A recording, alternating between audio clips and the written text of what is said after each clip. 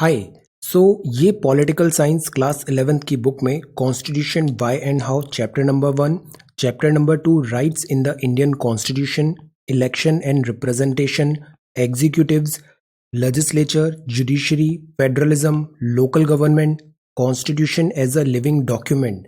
आज हम पढ़ेंगे final chapter the philosophy of the constitution. The philosophy of the constitution, constitution spirit and letter. Constitution का क्या theme है? Let us try to read this chapter number 10, philosophy of the constitution, Indian constitution. Introduction. So, in this book, so far we have studied some important provisions of our constitution and the way in which these have worked in the last 69 years. 69-70 years में ये जो provisions हैं constitution के वो क्या है और कैसे उन्होंने work किया है.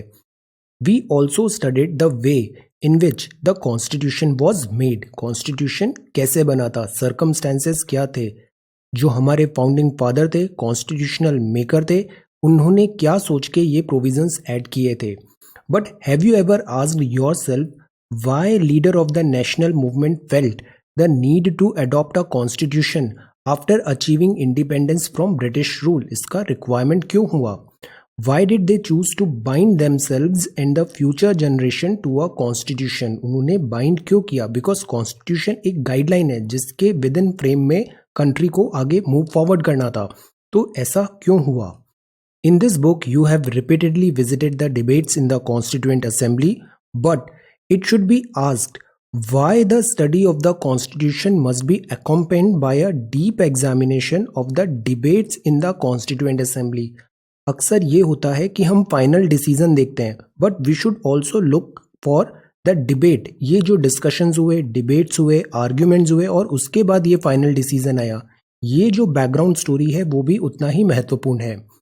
This question will be addressed in this chapter. Secondly, it is important to ask कि what kind of a constitution we have given ourselves. हमने कैसा कॉन्स्टिट्यूशन दिया है? What objectives did we hope to achieve by it? और हमारे objectives क्या हैं? Do these objectives have a moral content? If so, what precisely is it? What are the strength and limitation of this vision? And by implication, achievement और weakness क्या रहा constitution का? तो इस final chapter में हम ये सारे जो different angles हैं, peripheral angles हैं, ये भी हम देखेंगे. In doing so, we try to understand what can be called the philosophy of the constitution. But ये जो philosophy है, it could not be called peripheral. ये theme है, essence है हमारे constitution का. After reading this chapter, you should be able to understand why it is important to study the philosophy of the constitution. क्यों जरूरी है philosophy of the constitution समझना. What are the core features of the Indian Constitution? Indian Constitution के core basic features क्या हैं?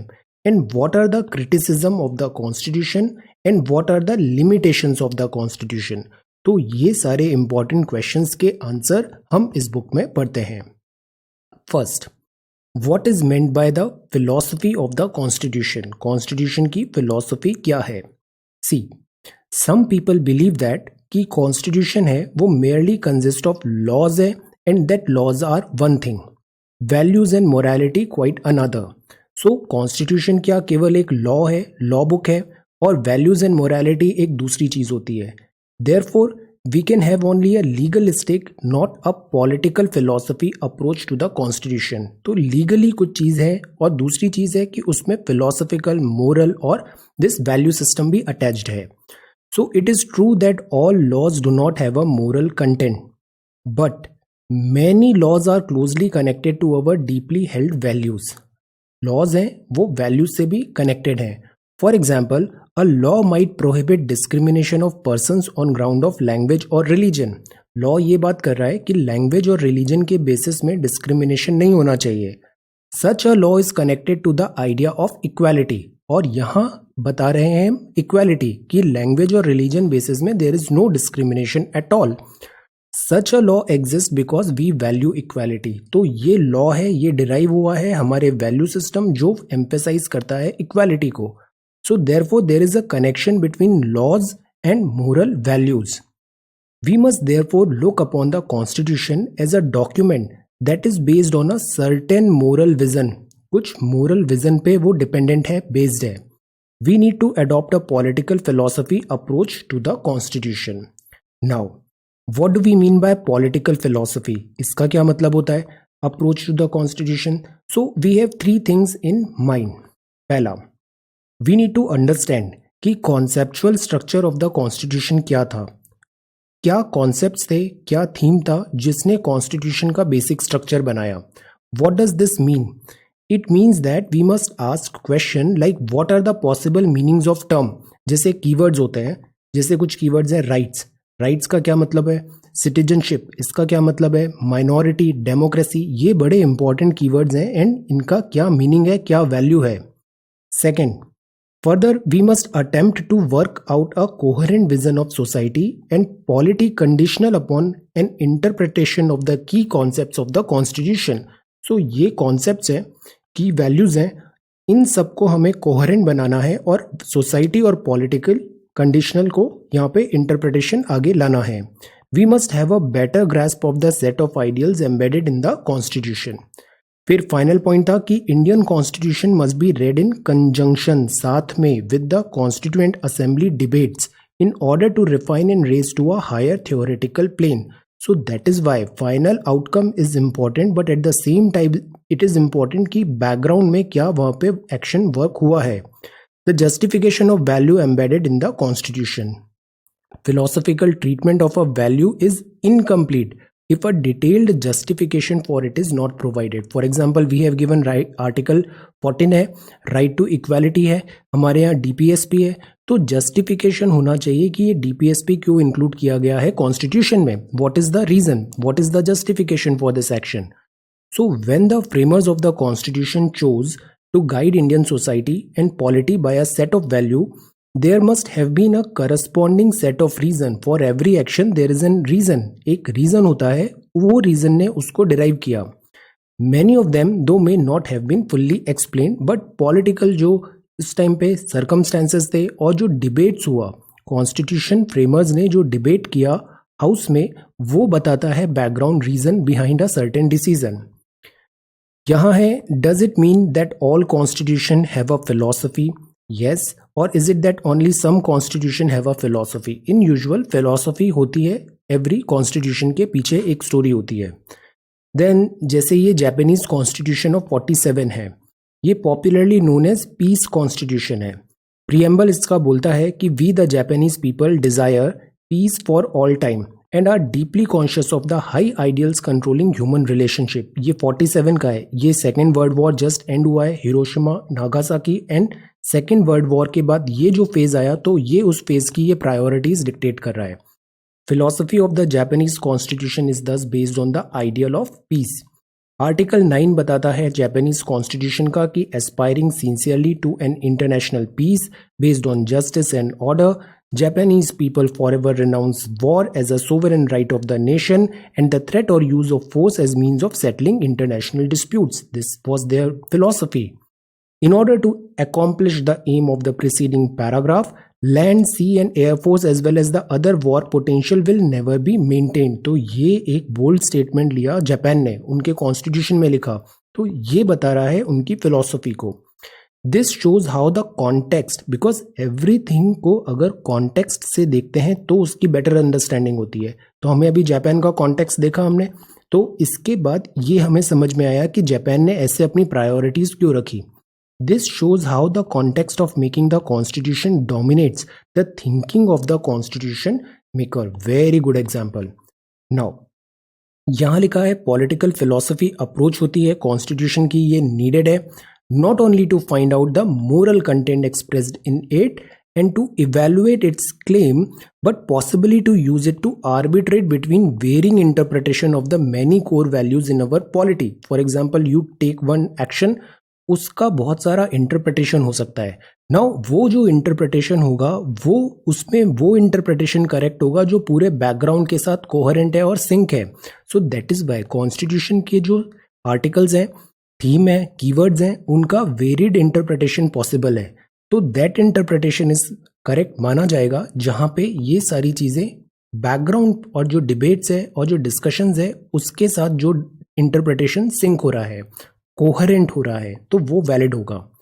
So it is obvious that many of its ideals are challenged, discussed, debated, contested in different political arenas. Legislature में, इन party forum में, press में, school universities में debates हुई. These ideals are variously interpreted and sometimes willfully manipulated to suit partisan short-term interest. ऐसा भी देखा गया कि पार्टीसन इंटरेस्ट का भी एक वेरिएशन वहां पे मैनिपुलेट करके बताया गया. We must therefore examine, therefore, or not a serious disjunction exists between the constitutional ideals and its expression in other arena. हम इसका बहुत सारा इंटरप्रिटेशन निकाल सकते हैं, बट हमें ज़रूरी है कि हम उस इंटरप्रिटेशन को फॉलो करें, आगे प्रोसीड करें, जो ओवरऑल कॉन्स्टिट्यूशन इथोस के फिलॉसफी के साथ कैरी फॉरवर्ड हो रहा है. Sometimes the same ideal is interpreted differently, different institution, different interpretation. So we need to compare these differing interpretation as well, since the expression of the ideal in the constitution has to considerable authority. ये use होना चाहिए to arbitrate in conflict of interpretation over values or ideals. For example, courts ने भी हमने देखा था कि different judgments आए, उन्होंने different interpretation किया certain matters का. कोर्ट अपने डिसीजंस चेंज भी करती है. Every time there is a new bench, और वो सिस्टमेटिकली फिर से इवैल्यूएट करेगी और डिफरेंट इंटरप्रिटेशन लेगी सेम सेट ऑफ लाइंस का. तो this happens. Our constitution can perform this job of arbitration, but वो इंटरप्रिटेशन करेक्ट होता है, सूटेबल होता है, जो ethos, essence, philosophy, theme, spirit of constitution के साथ सिंक होता है. सो यहाँ पे लिखा है, yes of course I do remember this issue of different interpretation of the constitution. We discussed it in the last chapter. Now constitution है as a means of democratic transformation. First chapter में हमने पढ़ा the meaning of the term constitution and the need to have a constitution. Constitution का मतलब क्या होता है और उसकी ज़रूरत क्या है. It is widely agreed that one reason for having constitution is the need to restrict the exercise of power. Constitution एक रिस्ट्रिक्शन लगाता है आर्बिट्ररी पावर ऑफ एग्जीक्यूटिव्स पे. Modern states are excessively powerful होती है, so they are believe to have monopoly हो जाएगी उनके पास, फोर्स, कोएर्जन होगा. So what if institution of such states fall into wrong hands. अगर किसी सीट पे रॉन्ग हैंड्स में चला गया पावर, तो वो अनब्रिडल्ड डैमेज हो सकता है सोसाइटी एंड कंट्री को, अब्यूज ऑफ पावर हो सकता है. सो कॉन्स्टिट्यूशन उस टाइम पे एक्शन में आएगा और चेक एंड बैलेंस लगाएगा. So even if these institutions were created for our safety and well being, they can easily turn against us. Experience है स्टेट पावर का, द वर्ड का show बताता है, the shows that most states are prone to harming the interest of at least some individuals and group. So if we need to draw the rules of the game. That is why rules draw करना जरूरी है in such a way that this tendency of state is continuously checked. एक check होना चाहिए, एक barrier, एक balance होना चाहिए, काउंटर करे वो अनब्रिडल्ड पावर को, अनब्रिडल्ड डिसीजंस को. कॉन्स्टिट्यूशन प्रोवाइड करता है ये basic rules and therefore prevent करता है स्टेट को from turning this tyrannical. So this is the strength of constitution, necessity of constitution. Constitution भी प्रोवाइड करता है peaceful democratic means to bring about social transformation. Moreover for a hitherto colonized people, constitution announce करता है, embody करता है first real exercise of political self determination. You have the right to self determine. Political self determination की भी यहाँ पे provisions हैं. Nehru ji understood both these points well. The demand for a constituent assembly he claimed represented a collective demand जरूरी है, full self determination जरूरी है, because Constituent Assembly of elected representative of the Indian people had the right to frame Indian Constitution. जो Indian elected representative है उनके पास right है Indian constitution बनाने का, सेल्फ डिटर्मिनेशन करने का, और ये कलेक्टिव डिमांड है. सेकंड, और ये जो है फ्रेम होगा, Indian people had the right to frame Indian constitution without external interference, बिना किसी बाहरी दबाव के. Secondly, he argued that Constituent Assembly is not just a body of people or a gathering of able lawyers. ऐसा नहीं है कि ये body of people है या gathering of lawyer है.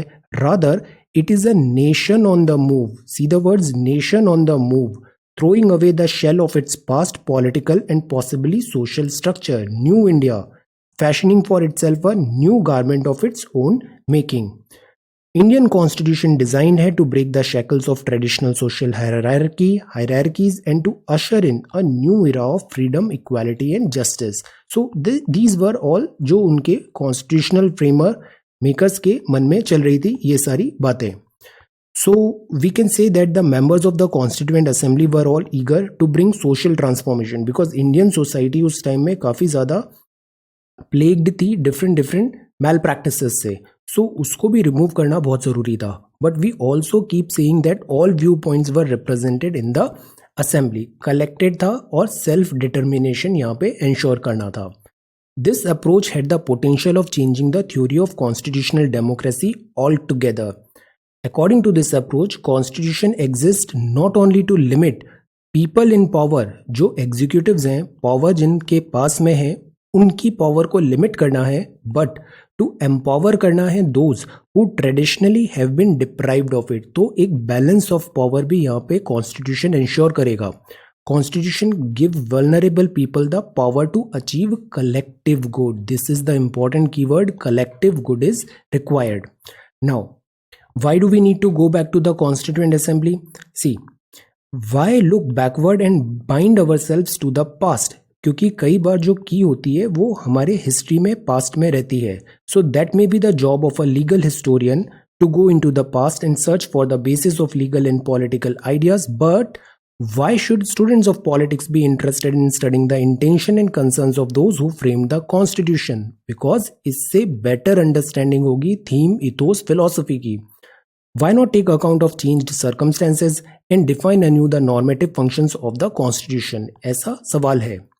अब सी, कॉन्टेक्स्ट ऑफ अमेरिका में देखें तो where the constitution was written in the late 18th century, ये एब्सर्ड था to apply the values and standards of that era to the 21st century. India में the world of the original framers and our present day world may not have changed so drastically. America में changes हुए, context of America में ऐसा था, 18th century में था, 21st century में आया, डिफरेंसेस आए. इंडिया में इतने ड्रास्टिकली डिफरेंसेस नहीं है 7 decades में. In terms of our values, ideals, conceptions, ये मोर और लेस सेम रहे हैं.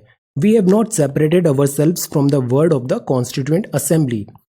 History of our constitution is still very much a history of the present. तो जो हमारी सोसाइटल वैल्यूज हैं, सिस्टम्स हैं, बिलीफ है, एस्पायरेशन है, दे आर मोर और less same.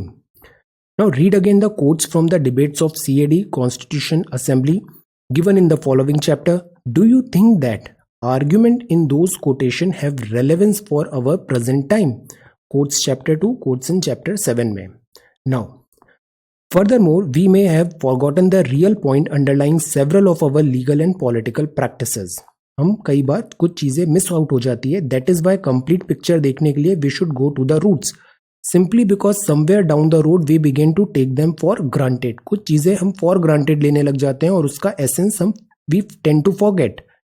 These reasons have now slipped into the background, screened off from our consciousness, even though we still provide the organizational principle to current practices. So that is why roots से हमें ज़्यादा दूर नहीं जाना चाहिए.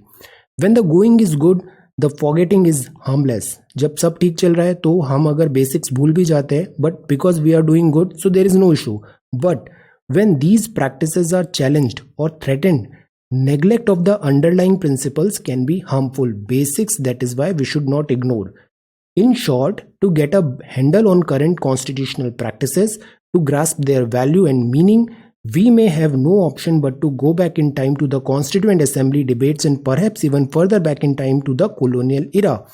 Therefore, we need to remember and keep revisiting the political philosophy underlying our constitution. Many a times country में different type of challenges आते हैं, फ्रिक्शन आता है सोसाइटी में, समटाइम्स टर्मोइल जैसी सिचुएशन आती है, गवर्नमेंट के जो डिफरेंट एंगल्स हैं, डिफरेंट बॉडीज हैं, उनमें आपस में क्लैश होने लगता है. ऑफिस ऑफ से speaker and office of governor clash हो रहा है यहाँ पे. तो इन सब चीज़ों के बैकड्रॉप में it is wise that we revisit our constitution और देखें कि यहाँ पे कॉन्स्टिट्यूशन ने क्या इथोस दी है, नेशनल इंटीग्रिटी पे क्या बात किया था, ऑफिस जो होते हैं वो इंडिपेंडेंट और सोवरेन है, at the same time mutual respect should also be there. So ये ज़रूरी है कि वी रीविजिट अवर कॉन्स्टिट्यूशन और जो रूट्स हैं उससे हम ज़्यादा दूर नहीं जाएं. What is the political philosophy of our constitution? So see, it is hard to describe this philosophy in one word. इसकी भी बहुत interpretation possible है. ये resist करती है any single label because it is liberal, democratic, egalitarian, secular, federal, open to community value, sensitive to the needs of religious and linguistic minority, as well as ये historically जो disadvantaged groups हैं committed to building a common national identity. तो ये बहुत सारी political philosophy है. हमारी society के जितने जो रॉन्ग थिंग्स हैं उसको रिमूव करना, at the same time society में गुड्स, इन सब चीज़ों को, division of this 39B and C, equity की तरफ आगे बढ़ना, डिसएडवांटेज्ड ग्रुप एंड कमिट करना, नेशनल आइडेंटिटी को फॉस्टर करना, डिवाइसिवनेस जो है उसको सप्रेस करना. So these are our philosophy. Why couldn't plainly tell us what the philosophy of this constitution? What can ordinary citizen understand? The philosophy of it is hidden like this. So ये कुछ points हैं. Now जैसे ये cartoon है, all ideas unfold on this playfield. Democracy is the empire. Democracy empire है. See, यहाँ capitalism है, मार्केटिज्म है, यहाँ पे दूसरे फोर्सेज हैं, डिफरेंट टाइप ऑफ फोर्सेज हैं. डेमोक्रेसी एंड कॉन्स्टिट्यूशन पर से एम्पायर की तरह यहाँ पे एक ऑर्डर इंश्योर कर सकता है. कमिटेड है to freedom, equality, social justice, national unity. ये सब कीवर्ड्स केवल वर्ड्स नहीं है, these are very important areas हैं. ये थीम है, एसेंस है. But underneath all these, there is a clear emphasis on peaceful and democratic measure for putting this philosophy into practice. अब बात आती है इंडिविजुअल फ्रीडम की. ये भी बहुत डिबेटेड टॉपिक है. इंडिविजुअल फ्रीडम, डिजिटल वर्ल्ड में data privacy, data protection, individual freedom भी. फर्स्ट पॉइंट है to note about the constitution is its commitment to individual freedom. Freedom of speech हो सकता है, फ्रीडम ऑफ दिस मूवमेंट हो सकता है, there could be so many freedom. Commitment did not emerge miraculously out of calm deliberation around a table. इसकी भी back story समझना जरूरी है. Rather, it was the product of continuous intellectual and political activity of well over a century. Discussions हुए, gradually evolve हुआ, as early as the beginning of the 19th century. Ram Manohar Roy साहब protested against curtailment of the freedom of the press. British colonial state में freedom of press आ गया था. Liberator of Indian press किसको बोलते हैं, नाम बताइए. Roy argued that a state responsive to the needs of individual must provide them means by which their needs are communicated. See, state है, responsive है to the needs of individual. जो responsive है needs of individual के लिए provide करना चाहिए means by which their needs are communicated. ये arbitrary curtailment जो है, gag orders हैं, they are not right. Therefore, the state must permit unlimited liberty of publication. Likewise, Indian continued to demand a free press throughout the British rule. It is not surprising. अब हमें back story पता लग गई ना. अब हमारे constitution में आते हैं. It is not surprising therefore that freedom of expression is an integral part of the Indian constitution because throughout the history हमने इसका डिमांड किया. So is the freedom from arbitrary arrest as well. After all, the infamous Rowlatt Act, ना वकील, ना दलील, ना appeal, which the national movement opposed so vehemently, sought to deny this basic freedom. These and other individual freedom, जैसे freedom of conscience है, part of the liberal ideology है. So on this basis we can say that the Indian constitution has a pretty strong liberal character. ये हमारा strength है. In the chapter on fundamental right, we have already seen how the constitution values individual freedom. It might be recalled that for over 40 years before the adoption of the constitution, every single जो resolution, scheme, bill, report जो आया था Indian national Congress का, उसमें mention था individual freedom का. ये बहुत डियर था हमें, not just in passing but as a non negotiable value, something which is non negotiable, इस पे नेगोशिएशन नहीं होगा. तो this was so dear to us. तो ये बताता है individual freedom. See, Raja Ram मनोहर रॉय से इसका कैसे, जब गैग ऑर्डर्स आते थे प्रेस में, तब से हमने ये फ्रीडम नॉन नेगोशिएबल बना के रखा है. So this is very dear to us. इसीलिए बैक स्टोरी बताती है प्रेजेंट के बारे में, लिंकेजेस आते हैं. फिर आती है सोशल जस्टिस. जैसे when we say that Indian constitution is liberal, we do not mean that it is liberal only in the classical western sense. Indian liberalism is different. In the book on political theory you will learn more about the idea of liberalism. See, classical liberalism always privileged rights of the individuals over demands of social justice and community value. Classical liberalism में rights जो हैं individuals के वो ज़्यादा privilege हैं, privilege उनको importance ज़्यादा मिलेगा social justice and community value में। लिबरलिज्म ऑफ इंडिया की अगर बात करें तो ये डिफर करता है from this version in two way. पहला, it was always linked to social justice. Justice is very, very important to us. The best example of this is the provision of, say, reservation of scheduled caste and scheduled tribe in the constitution. The makers of the constitution believed कि mere granting of the right to equality was not enough. केवल हम right to equality कर देंगे तो वो sufficient नहीं है, हमें additional measures लाने हैं ताकि society में एक balance बना सके, तो ओवरकम कर सकें एज ओल्ड इनजस्टिसेस को जो सफर किया इन ग्रुप ने, to give real meaning to their right to vote. So that is why we need to do something extra. Special constitutional measures आए, required way to advance their interest. So therefore constitution makers provided a number of special measures to protect the interest of scheduled caste and scheduled tribe, जैसे कि reservation of seat in legislature. Constitution ने made किया possible कि for the government to reserve public sector jobs भी यहाँ पे provisions दिए। Y? ताकि ये जो एज ओल्ड इनजस्टिस है इससे हम दूर हो सके, इससे हम आगे बढ़ सकें। इंडियन लिबरलिज्म के दो स्ट्रीम्स हैं। पहला stream Raja Ram Manohar Roy emphasized individual rights particularly the rights of women. ये भी एक बहुत इंपॉर्टेंट एरिया था। सेकेंड स्ट्रीम था जिसमें केसी सेन, जस्टिस रानाडे, स्वामी विवेकानंद, इनका एक डिफरेंट स्ट्रीम था। इन्होंने इंट्रोड्यूस किया spirit of social justice within orthodox Hinduism. Vivekananda ji के लिए reordering of the Hindu society could not have been possible without liberal principle. K M. Manikar इन्होंने ऐसी बात कही है।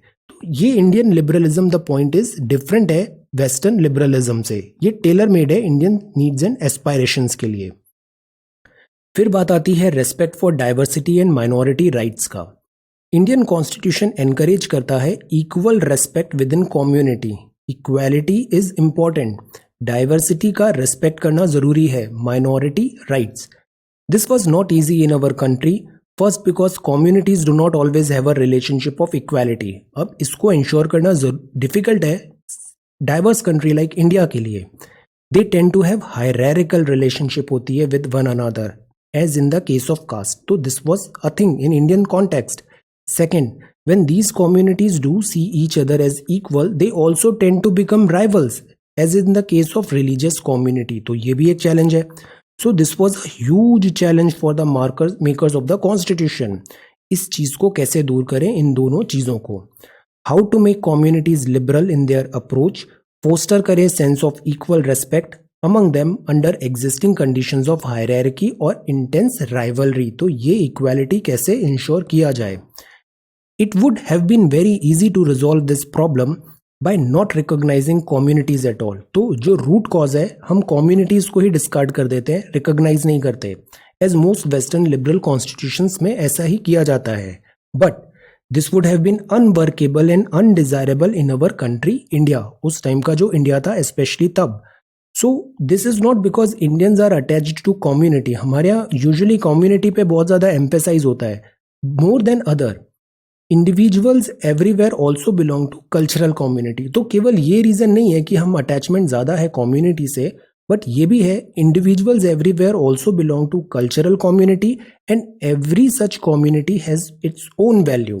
वैल्यू सिस्टम अलग है, ट्रेडिशंस अलग है, कस्टम्स अलग हैं, लैंग्वेज अलग है, शेयर्ड बाय इट्स मेंबर। तो बाउंड है कि कुछ डिफरेंसेस आएंगे जो दो डिफरेंट कम्युनिटीज हैं उनमें। For example, individuals in France और Germany belong to a linguistic community. भाषा एक ही है, डीपली अटैच्ड है। What makes us different is that we have more openly acknowledge the values of community. हमने इसका जस्ट उल्टा वे लिया, उन्होंने कम्युनिटीज को डिस्कार्ड किया, हमने कम्युनिटीज को एक्नॉलेज किया। वेस्टर्न के कंपैरिजन में Indian this response. Now more importantly, India जो है ये land of multiple cultural community है। जर्मनी और फ्रांस में लिंग्विस्टिक रिलीजियस कम्युनिटी है, हमारे यहाँ भी बहुत ज़्यादा रिलीजियस एंड लिंग्विस्टिक कम्युनिटी है, अनलाइक जर्मनी और फ्रांस की तरह। It was important to ensure that no one community systematically dominate other. ये भी ज़रूरी है कि ऐसा नहीं कि एक कम्युनिटी डोमिनेट कर रही है, other is not doing able to do anything. This made it mandatory for our constitution to recognize community based right. So हमने कम्युनिटी को डिस्कार्ड करने के बजाय कम्युनिटी बेस्ड राइट्स पे एम्फेसाइज किया। One such right is the right of religious community to establish and run their own educational institution. इसको हमने fundamental right बना दिया। सच इंस्टीट्यूशन में receive money from the government. The provision shows that Indian Constitution does not see religion merely as a private matter concerning the individual. तो that is why Indian secularism और जो Western secularism है दोनों में बहुत difference है। अब बात आती है सेक्युलरिज्म की। इंडिया एक सेक्युलर कंट्री है। Secular states are widely seen as treating religion as only a private member. Government और सेक्युलरिज्म रिलीजन दोनों में डिस्टेंस होगा, दोनों दो सेपरेट चीज है, ऐसा वेस्टर्न स्टेट्स में है। That is to say, they refuse to give religion public और official recognition। तो जैसे community recognize नहीं किया, ऐसे ही religion भी recognize नहीं होगा। Does this means that the Indian Constitution is not secular? No, this does not follow। हमारे यहाँ secular का जो interpretation है वो ही different है।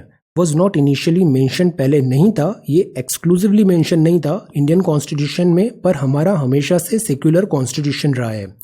Mainstream western conception of secularism का मतलब होता है म्यूचुअल एक्सक्लूजन है। वेस्ट में म्यूचुअल एक्सक्लूजन है स्टेट और रिलीजन का in order to protect values जैसे कि इंडिविजुअल फ्रीडम, सिटीजनशिप के rights of individual.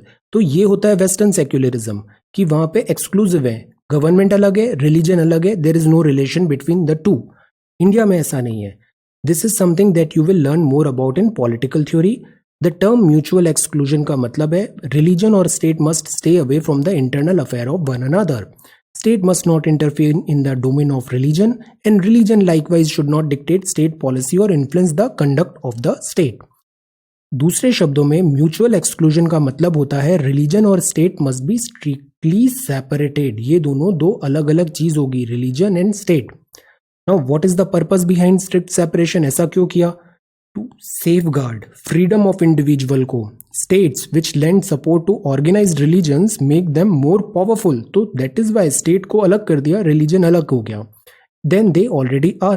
So when religious organization begin to control the religious lives of individual, when they start dictating how they should relate to God or how they should pray, individuals may have the option of turning to the modern state for protecting their religious freedom।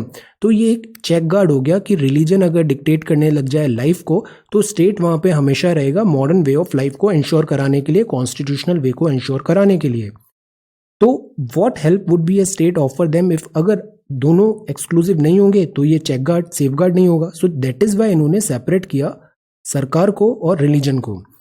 To protect religious freedom of individual, so therefore state must not help religious organisation, but at the same time state should not tell religious organisation how to manage their affair. ये हम western religion, western secularism देख रहे हैं, दोनों चीजें exclusive है, government और religion intervene नहीं होगा एक दूसरे में।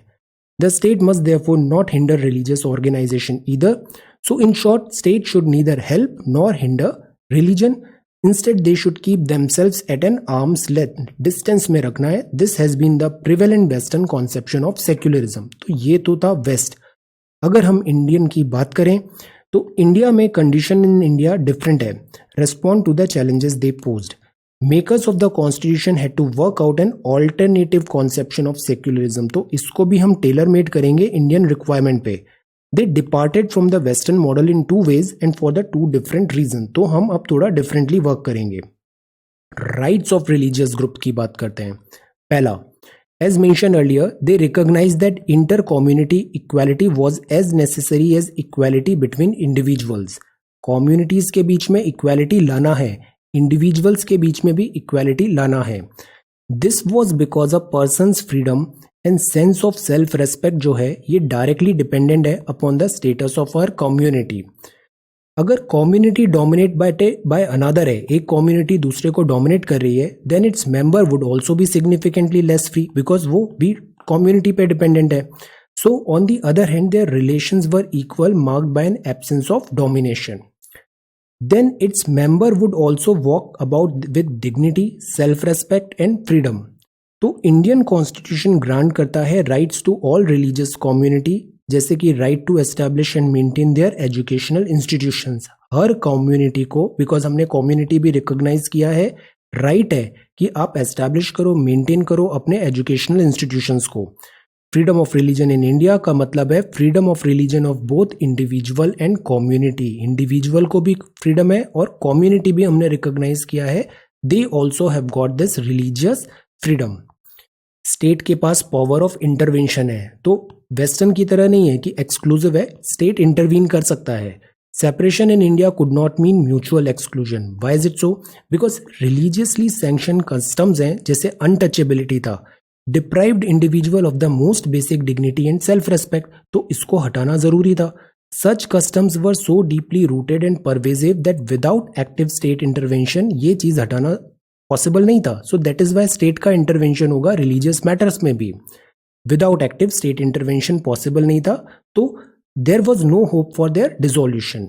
State simply had to interfere in the affairs of religion. Such intervention was not always negative. अब इंटरवेंशन का मतलब ये नहीं है कि इंटरफेयर कर रहे हैं मतलब वो नेगेटिव ही है, पॉजिटिव इंटरवेंशन भी हो सकता है। The state could also help religious community, aid हो सकती है एजुकेशनल इंस्टीट्यूशन में।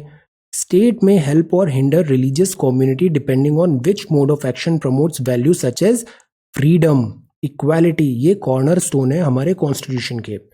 इंडिया का separation between religion and state did not mean कि म्यूचुअल एक्सक्लूजन है, बट इसका मतलब है distance.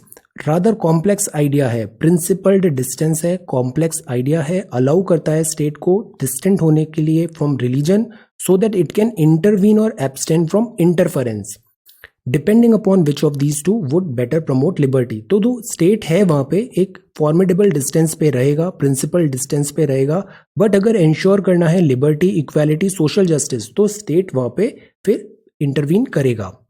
We have hitherto mentioned 3 core features. These can also be seen as the achievements of our constitution. पहला है achievement में हमारा जो कॉन्स्टिट्यूशन है वो रीइंफोर्स करता है, रीइन्वेंट करता है forms of liberal individual. Individual level पे liberal individualism is there.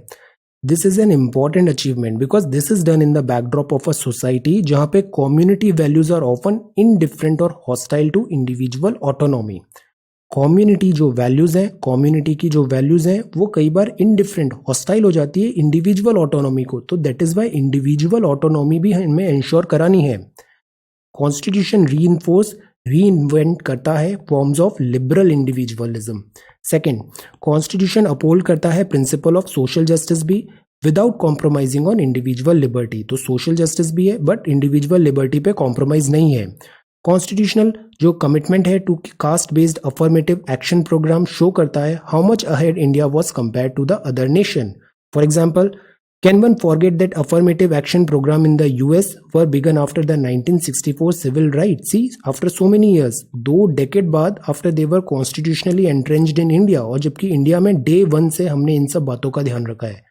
Third, against the backdrop of inter communal strife. Now एक कम्युनिटी ये है, ये कम्युनिटी है, दोनों में स्ट्राइफ नहीं चाहिए हमें। कॉन्स्टिट्यूशन अपहोल्ड करता है commitment to group rights, right to the expression of cultural particularity is there. Indicate करता है framers of the constitution were more than willing to face the challenges of what more than 4 decades later has come to be known as multiculturalism. Now this should be our strength.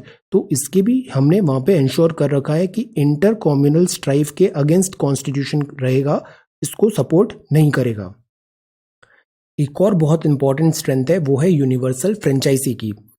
2 other core values हैं, may also be regarded as achievements. पहला, it is no mean achievement to commit oneself to universal franchise. मतलब जैसे western worlds में क्या था कि जिनके पास लैंड है, प्रॉपर्टी है, एजुकेशन है, वोट उन्हीं को देगा, उनको टैक्स पे करते हैं, तो एक लिमिटेड फ्रेंचाइजी थी, एवरीवन वोट नहीं था।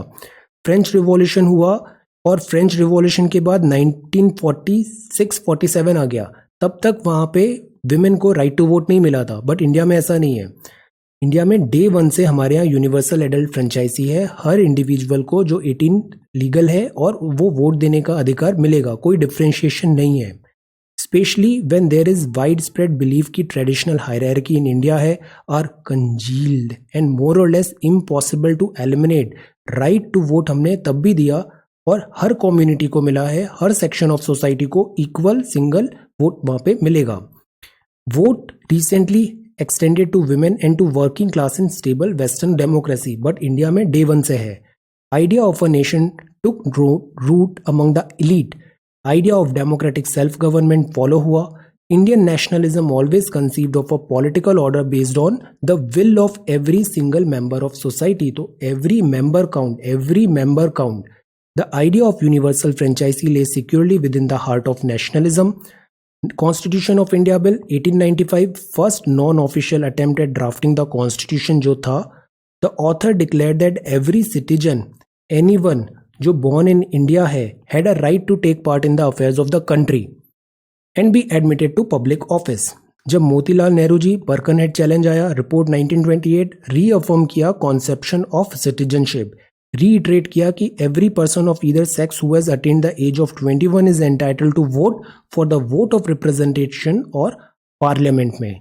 Thus, early on, universal franchisee considered हुआ as the most important and legitimate instrument which the will of the nation was to be properly expressed. तो यूनिवर्सल है, सभी को मिलेगा, एडल्ट को फ्रेंचाइजी वोट डालने का अधिकार. It's certainly a matter of pride. Principle of one man one vote, हर पर्सन का एक वोट है, no matter who you are, was accepted almost uncontested. Isn't it true that women had to struggle for their right to vote in many other country, but India में ऐसा नहीं है. अलादी कृष्णा स्वामी अय्यर साहब ने कहा कि the assembly has adopted the principle of adult franchisee with an abundant faith in the common man, ultimate success of democratic rule, full belief था introduction of democratic government का on the basis of adult suffrage spelling will promote the well-being. तो ये काफी clear थे कि हमें universal adult suffrage चाहिए country India में, और वो भी डे वन से. फिर आया फेडरलिज्म. फेडरलिज्म में ये बात था कि इंट्रोड्यूस किए आर्टिकल्स, जैसे शुरुआत में जम्मू एंड कश्मीर आर्टिकल 370 था, नॉर्थ ईस्ट में आर्टिकल 371. इंडियन कॉन्स्टिट्यूशन ने एंटिसिपेट किया था कि very important concept of asymmetric federalism. Federalism है, सेंटर है, स्टेट्स है. We have seen in the chapter on federalism कि constitution has created a strong central government. तो सेंट्रल टेंडेंसी है फेडरलिज्म में, क्वाजी फेडरलिज्म है. But despite this unitary bias of the Indian constitution, there are important constitutionally embedded differences between the legal status and prerogative of different subunits within the same federation. कुछ states को special emphasis दिया, special privileges मिले हैं. Constitutional asymmetry नहीं है, जैसे America में सब बराबर है, यहाँ पे नहीं. सम स्टेट्स को हमने स्पेशल स्टेटस दिया है, unlike the constitutional symmetry of American federalism. Indian federalism has been constitutionally asymmetric है, जैसे राज्यसभा सीट्स में भी देखा था, सिक्किम में नंबर ऑफ सीट्स डिफरेंट है और यूपी में सीट्स नंबर डिफरेंट है. To meet the specific needs and requirement of some sub unit, because दोनों की रिक्वायरमेंट्स अलग हैं, नीड्स अलग हैं और पॉपुलेशन भी डिफरेंट है. Now, original design to have a unique relationship with them or to give them special status. For example, accession of Jammu and Kashmir to the Indian Union was based on the commitment to safeguard an autonomy under Article 370 of the Constitution. This is the only state that is governed by its own constitution, although ये बाद में repeal होगा. Similarly, under Article 371A, privilege of special status was also accorded to northeastern state of Nagaland. ये article not only confer validity on pre existing laws within Nagaland, but ये protect भी करता है local identity through restriction on immigration, because यहाँ पे जैसे inner line permit जैसी चीज़ें भी आती है, तो वहाँ की जो ट्रेडिशनल है, ट्राइब्स हैं, उनकी आइडेंटिटी वो मेंटेन कर पाए. स्पेशल प्रोविजंस यहाँ पर हैं. Many other states too beneficiary हैं स्पेशल प्रोविजन के. According to Indian constitution there is nothing bad about this differential treatment. तो case by case merit base पे ये सारे डिसीजंस हुए हैं. इन दी एंड जो इंडिया है वो इनडिस्ट्रक्टेबल यूनियन है, डिस्ट्रक्टेबल स्टेट्स का. स्टेट्स एडमिनिस्ट्रेटिव एफिशिएंसी के हिसाब से मैनेज किए हैं यहाँ पे. Constitution did not originally envisage this. India multilingual federation है. Each member major linguistic group politically recognized है, treated as equal. Democratic linguistic federalism of India managed to combine claims to unity with claims to cultural recognition is also there. Fairly robust political arena है, exist करता है, that allow for the play of multiple identities that complement one another. तो although there is so much of diversity, but with all these diversity, ये इतनी different diversity के बाद भी there is unity. Now,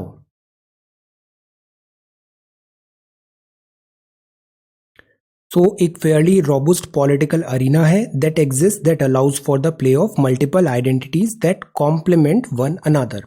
अब बात करते हैं नेशनल आइडेंटिटी की। सो कॉन्स्टिट्यूशन कॉन्स्टेंटली रीइंफोर्स करता है common national identity.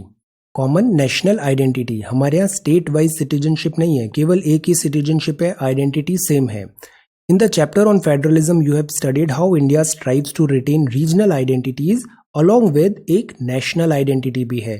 So it is clear from that what is mentioned above that is the common national identity was not incompatible with distinct religious or linguistic identities.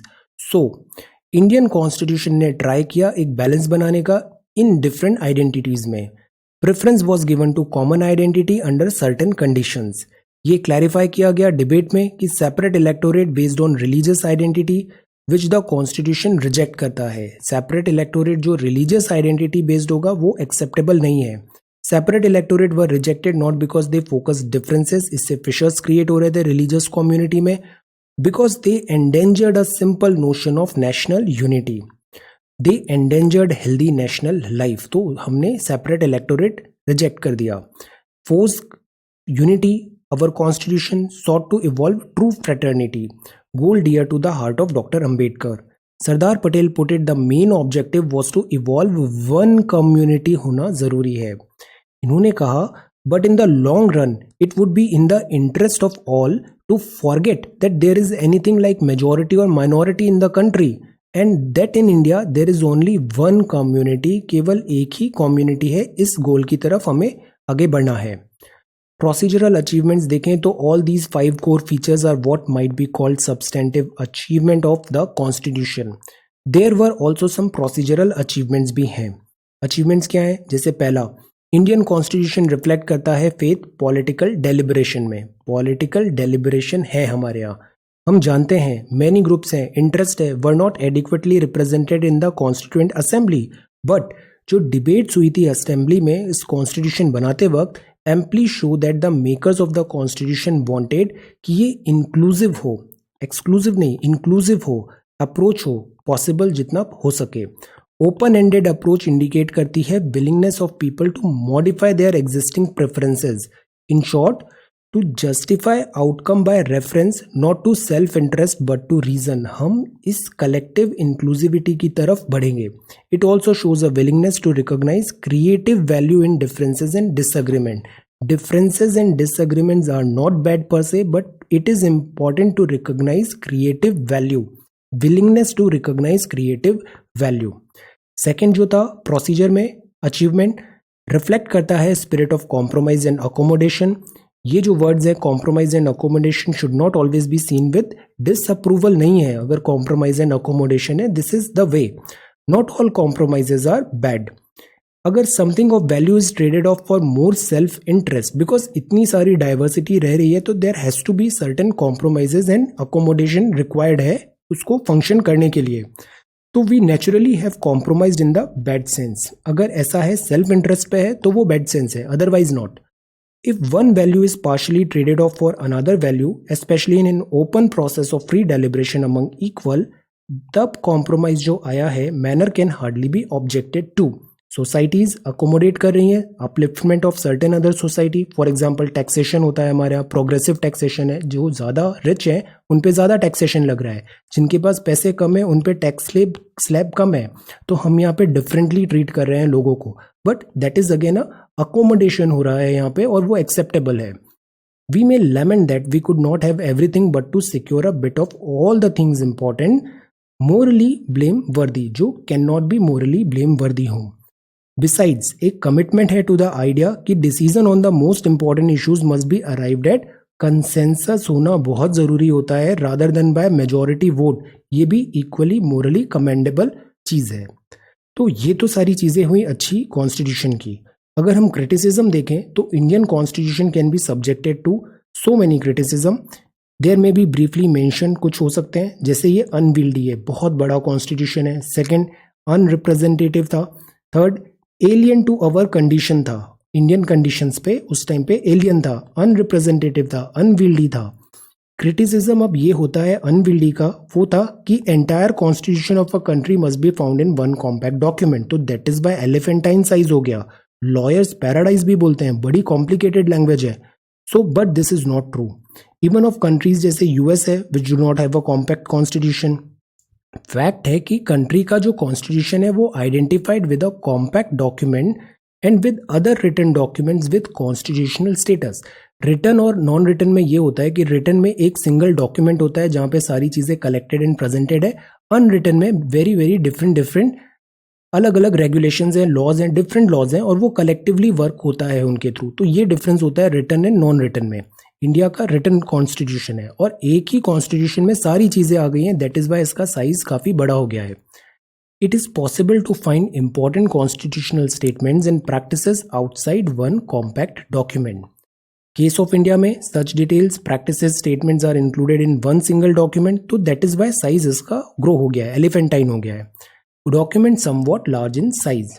Many countries, for instance, do not have provision for election commission, civil services commission. हमारे constitution में everything बहुत detail में लिखी गई है, that is why जैसे election commission भी है, यूपीएससी भी है, there are so many things जो कॉन्स्टिट्यूशन में एक्सक्लूसिवली लिखा है। इंडिया में many such matters are attended to by the constitutional document itself, that is why size increase हो गया। दूसरा क्रिटिसिज्म जो था कि अनरिप्रेजेंटेटिव है। Now do you remember how the constituent assembly was formed? उस टाइम पे एडल्ट फ्रेंचाइजी जो थी वो ग्रांटेड नहीं थी। Most members came from advanced section of the society. कब का? 1945-46 वाला India. So does this make our constitution unrepresentative? ये कहना भी करेक्ट नहीं होगा। We must distinguish two component of representation. एक होता है might be called the voice और दूसरा होता है ओपिनियन। ये जो लीडर्स थे वहां पे, जो कॉन्स्टिट्यूएंट असेंबली में थे, नेहरू जी थे, पटेल जी थे, इतने सारे जो लोग थे, लीगल लुमिनरीज थे, ये वाइडली एक्सेप्टेड थे। अंबेडकर साहब वहां पे थे, चीफ ड्राफ्टिंग कमिटी, तो दे वर वाइडली एक्सेप्टेड। ये वॉइस ऑफ नेशन बता रहे थे। Voice component of representation important है। People must be recognized in their own language और voice, not in the language of the masters. If we look at the Indian constitution from this dimension, it is indeed unrepresentative because जो members थे constituent assembly के वो एक restricted franchise थी और universal suffrage भी नहीं था, बट जो मेंबर थे वो वाइडली एक्सेप्टेड थे। If we examine the other dimension, मतलब डायमेंशन ऑफ वॉइस वाला, we may not find it all together lacking in representativeness. Claim कि almost every shade of opinion was represented in the constituent assembly, तो ये एक trifle exaggeration होगा but may have something to it. तो हमें overall totality में इस चीज को देखना चाहिए, तो हमें समझ में आएगा कि ये बहुत कुछ रिप्रेजेंटेटिव है, अनरिप्रेजेंटेटिव नहीं है ये। If we read the debates that took place in the constituent assembly, तो वास्ट रेंज ऑफ इश्यूज आए, ओपिनियंस मेंशन है, मेंबर्स ने रेज किए matter, individual social concern raise हुआ, परसीव्ड इंटरेस्ट बताया, कंसर्न्स बताया वेरियस सोशल सेक्शंस का। So it is a coincidence. Central square of every other small town has a statue of Dr. Ambedkar. Dr. Ambedkar, although अगर हम देखें तो ये बहुत ज़्यादा रिप्रेजेंटेटिव थे, वॉइस ऑफ नेशन इन्होंने यहाँ पे रेज किया था, दैट इज वाई इतना ज़्यादा यहाँ पे एक्सेप्टेंस है। Doctor Ambedkar with a copy of Indian Constitution हमें अक्सर स्टैचूज मिलती हैं, far from being a mere symbolic tribute to him. So this tells कि अगर हम बोलें कि अनरिप्रेजेंटेटिव है तो वो करेक्ट नहीं होगा। वॉइस हमें समझना चाहिए, वॉइस यहाँ पे रिफ्लेक्ट हो रही थी कॉन्स्टिट्यूशनल मेकर्स के द्वारा। एक्सप्रेस द फीलिंग्स, सिंबॉलिक नहीं है ये, express the feelings among Dalits that the constitution reflects many of their aspiration. फिर फाइनल क्रिटिसिज्म बताता है कि इंडियन कॉन्स्टिट्यूशन एक एलियन डॉक्यूमेंट है, बोरोव्ड आर्टिकल है, आर्टिकल वेस्टर्न, बिकॉज बहुत सारे हमने आइडियाज लिए हैं, इंस्पिरेशंस लिए हैं डिफरेंट कॉन्स्टिट्यूशन में, बट इसको बोरोड या कॉपीड कहना सही नहीं होगा। Uneasily with cultural ethos of Indian people, ऐसा नहीं है। ये वॉइस भी जो था ये कॉन्स्टिट्यूएंट असेंबली का था, इन्होंने एक आइडिया लिया। नाउ देयर इज अ वे, अगर पहला कॉन्स्टिट्यूशन आया था उसके बाद इतने साल हो गए तो एक वाइडली एक्सेप्टेड तरीका हो गया है कि this should be the way to write a constitution. तो हमने उसको फॉलो किया, हमने डिफरेंट जो आइडियाज लिए उसको टेलर मेड किया, री इंटरप्रेट किया और रीडिजाइन किया इंडियन वैल्यूज एंड इंटरेस्ट के अकॉर्डिंगली। तो this is not a copy paste thing. Even in the Constituent Assembly itself, there were some voices that echo this concern, but overall ये criticism भी unfounded है। How far is this charge true? It is true Indian Constitution modern है, partly western भी है. Now everything western is not bad per se. Do you remember that in the first chapter we have listed the various sources from which our constitution borrowed. But इस chapter में you have also seen कि it was never blindly copy नहीं हुआ है, उसको Indian requirement के accordingly हमने calibrate किया, रिकैलिब्रेट किया. सो ये इनोवेटिव बोरोविंग थी. This does not make it entirely alien. Now यहाँ पे ये जैसे बात लिखा है हनुमंतैया जी ने कि we wanted the music of veena और sitar but here we have the music of an English band. That was because of our constitution makers were educated that way. That is exactly the kind of constitution Mahatma Gandhi did not want and did not envisage. तो ये criticism था कि आप western values बहुत ज़्यादा constitution में ला रहे हो. First, many Indians have not only adopted modern ways of thinking but have made these their own. तो उस टाइम पे progressive India भी था, value systems भी change हो रहे थे. For them, westernization became a form of protest against the filth in their own tradition as well. This also we need to understand. Indian society में भी काफी ज्यादा drawbacks थे. राम मनोहर रॉय जी ने कहा started this trend continued to this day by Dalits. Indeed, early 1841 में it was noticed that Dalit people of northern India were not afraid to use the newly introduced legal system that brings suit against their landlord. तो society में ये भी था कि हम this रेनासां की तरफ बढ़े. So this new instrument of modern law जो था effectively adopted by the people to address question of dignity and justice. तो एक्सेप्टेंस आया यहाँ पे. दूसरा, western modernity begin to interact with local cultural system. इनमें यहाँ पे इसमें इम्पैक्ट आएगा. हाइब्रिड कल्चर डेवलप होगा, क्रिएटिव एडेप्टेशन होगा. Parallel can be found neither in western modernity nor in indigenous tradition. ये जो क्लस्टर आएगा न्यूली डेवलप्ड फिनोमिनन का, फोर्ज्ड होगा out of western modern indigenous traditional. एक हाइब्रिड बन रहा है, इथोस बन रहा है, अमलगमेशन हो रहा है दो डिफरेंट कल्चर्स का. कैरेक्टर एक डिफरेंट ऑल्टरनेटिव मॉडर्निटी बन रही है. नॉन वेस्टर्न सोसाइटीज में डिफरेंट मॉडर्निटीज इमर्ज होगी. Non western societies try to break loose not only from their own past practices but also from the shackles of a particular version of western modernity imposed on them. तो ये कुछ नया ही यहाँ पे creation होगा. Thus when we were drafting our constitution, efforts were made amalgamate करें western और traditional Indian values को. It was a process of selective adaptation and not borrowing. तो ये borrow नहीं है, ये selective adaptation है. That is the better choice of word. Now limitations देखते हैं. Limitations, all this is not to say Constitution of India is a perfect, there is nothing like perfect. हमेशा scope of improvement होता है. Flawless document भी कहना इतना correct नहीं होगा. Social conditions within which the Constitution बनाया गया था, it was more naturally था, may be controversial matter. There may be many controversial matter, that there would be many areas that needed carefully revision. There are many features of this constitution that have emerged mainly due to the exigencies of the time. उस समय का दौर ही ऐसा था. Nonetheless, we must admit that there are many limitations to this constitution. Briefly देखें तो ये एक centralized idea of national unity बता रहा है. Secondly, it appears to have glossed over some important issues of gender justice, particularly within the family. Third, it is not clear why in a poor developing country certain basic socio-economic rights were relegated to the section on DPSP, जबकि इनको integral बनाना चाहिए था fundamental rights में. तो there are limitations. It is possible to give answers to these limitation, to explain why this happen और even to overcome them, but that is not our point. Scope and syllabus में we are arguing that these limitations are not serious enough to jeopardize the philosophy of the constitution. तो एक और चीज है, over the period of time amendments भी हुए हैं और अमेंडमेंट्स ने काफी चीजें चेंज भी किया है हमने. कंक्लूजन की बात करें तो see, no document can be perfect, no ideals can be fully achieved, but the importance is progress. Perfection aim नहीं होता है, प्रोग्रेस एम होता है टुवर्ड्स दिस परफेक्शन. कंक्लूजन देखें तो in the previous chapter we describe the constitution is a living document, evolve हो रहा है. It is these core features of the constitution that give it the stature of a living document. Legal provisions हैं, institutional arrangements हैं, depend upon the need of the society, समय के हिसाब से change होगा. Philosophy adopted by the society. Constitution give expression to these philosophy. Institutional arrangements हैं that we studied throughout this book are based on a core and commonly agreed vision. Collective चीजें हैं. That vision has historically emerge through our struggle for independence.